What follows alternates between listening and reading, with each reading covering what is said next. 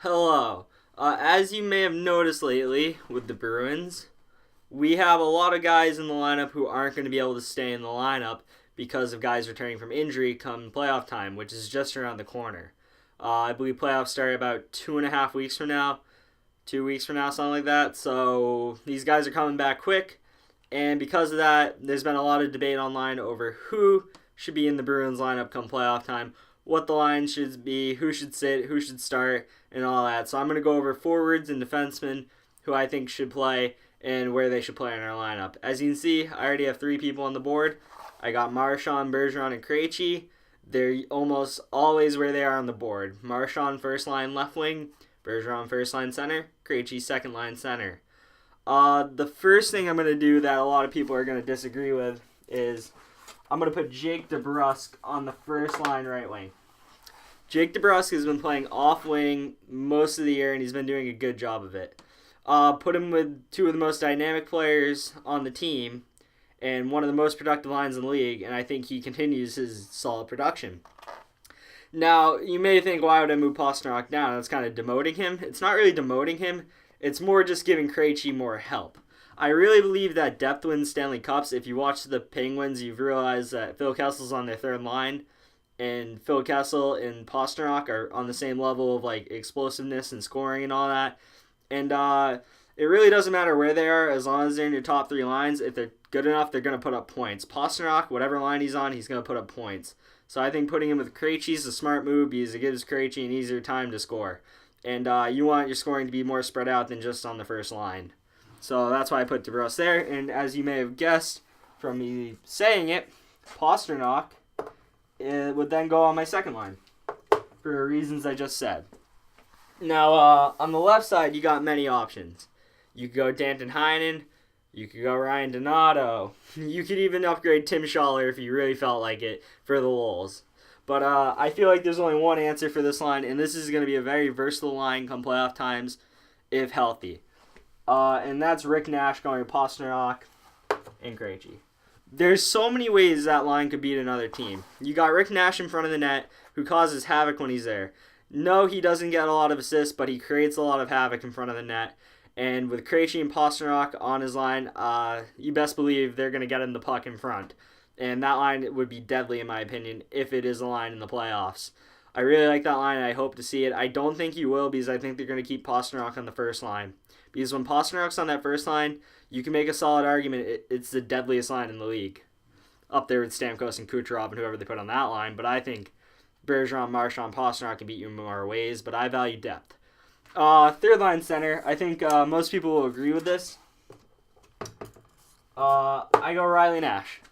He did a solid job filling in for Bergeron in Bergeron's absence, and it would just feel wrong to put him anywhere else. And I think you guys can agree that I think he's top 5 on the team in scoring right now, or he's 6 behind Heinen, who's 5th, I think, which is pretty solid, pretty good production out of your third line center, and I feel like he just belongs there. Now on the right wing, the $6 million man, who we all agree is overpaid. I do not like that contract. I'd like to get rid of it, especially with the youth we have. David Backes. Backes is a gamer. Backes is physical. Backes is a must-have in the lineup for the playoffs. This guy's been there before. He's been with the Blues. No, the Blues haven't won anything, but they've been to Western Conference Finals, which are very hard to get to. He has all the experience in the world, and you need that in your lineup come playoff time. On the other side, the opposite of experience, and maybe my most controversial pick, I'm putting Danton Heinen in. I see a lot of people already moving Danton Heinen out and putting Ryan Donato in. This I do not agree with. I think Ryan Donato's had one really good game. He had a very lucky/good goal in his second game, and I don't think he has the physicality yet or the NHL body yet to stick in this lineup when fully healthy. Other teams, yes, he's in their lineup. Our team, I don't think so. I wouldn't shock me if he spends time in the AHL next year too. The kid's got a wicked shot, but he has a lot of other stuff to work on. He's too light on the boards, in my opinion, and I think he's a little more further down the road. But that's my opinion. I hope he proves me wrong and has a Jake Gensel-like playoffs where he absolutely just tears the roof off the place and scores tons of goals for us. The fourth line, I kept it with the fourth line we're used to seeing, and that is Timmy Schaller, who is one of my favorite players on the Bruins. Sean Kuraly, who is a solid fourth-line center in my opinion, and Noel Acciari. This line is just physical, and I really think a fourth line needs to be physical. I don't think you put young guys like Donato or anyone else on it because I just value fourth line grinders. I like the way they play. I like the physicality they bring. They can really rough up another team, and they create havoc, kind of like Rick Nash havoc, but they just do it all over the ice, and they can create goals. I mean, Tim Schaller's got 11 goals on the year. Like, the other guys aren't too bad for fourth line stats. I bet if you line it up with other teams, it's probably pretty high up there for points for fourth line.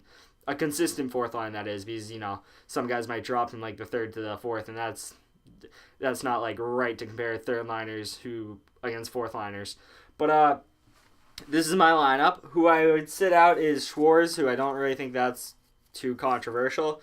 I'd sit Ryan Donato, who I bet a lot of people would have in their lineup based on the fact he has 4 points in 4 games. 3 of them came in the first game, and I just haven't been too impressed outside of that game. I hope he shuts me up and, really plays good if he's going to stick in the lineup. Yeah, I mean, I guess these last few games that he's going to get the opportunities to play in, before the end of the season, is really for him to prove that he belongs in this top 9. He's not going to get fourth line minutes. He does not fit that role. If he can prove in these last 8 games, something like that he belongs in the top 9, I have no issue changing my board and putting him in there. But for now, he's not.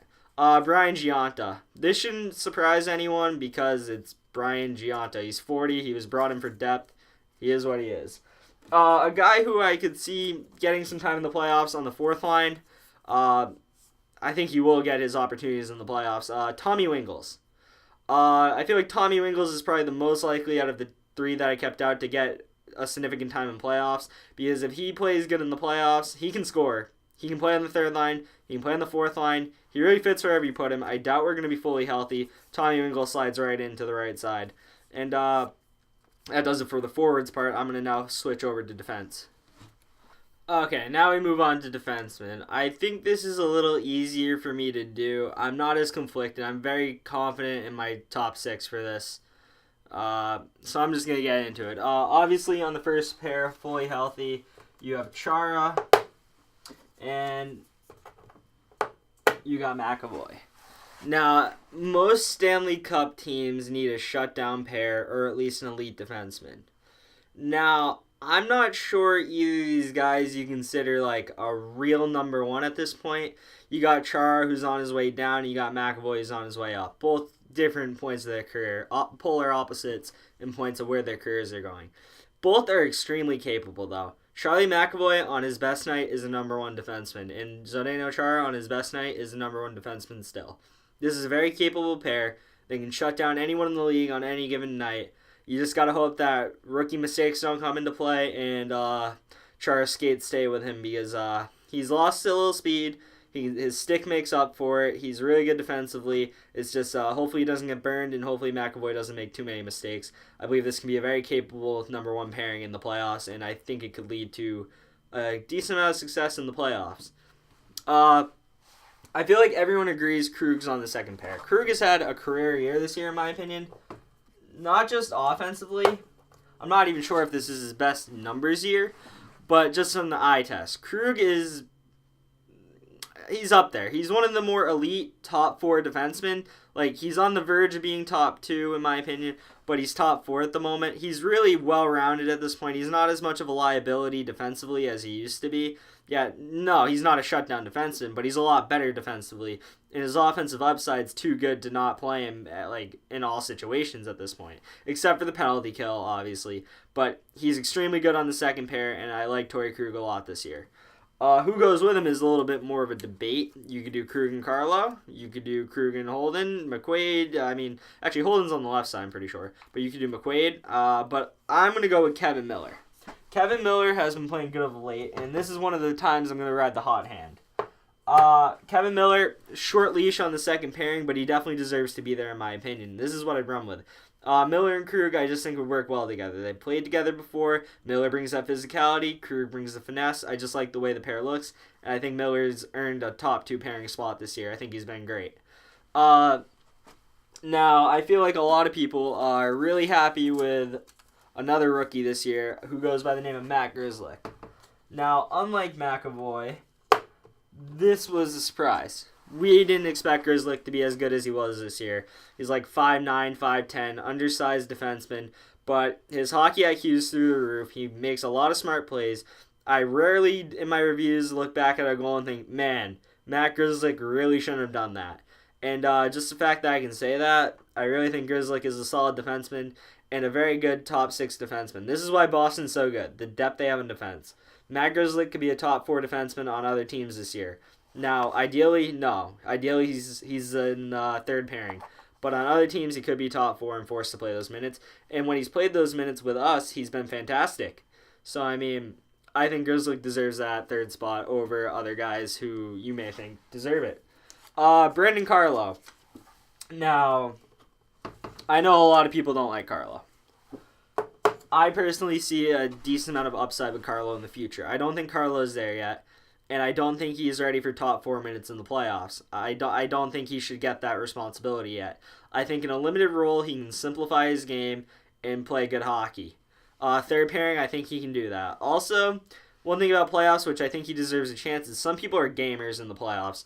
They get to the playoffs and they just turn their whole game around, or they just play it through the roof compared to what they are in the regular season. We see it all the time with the likes of Justin Williams in Carolina and LA. Some players just have a knack for showing up, or Nick Bodino.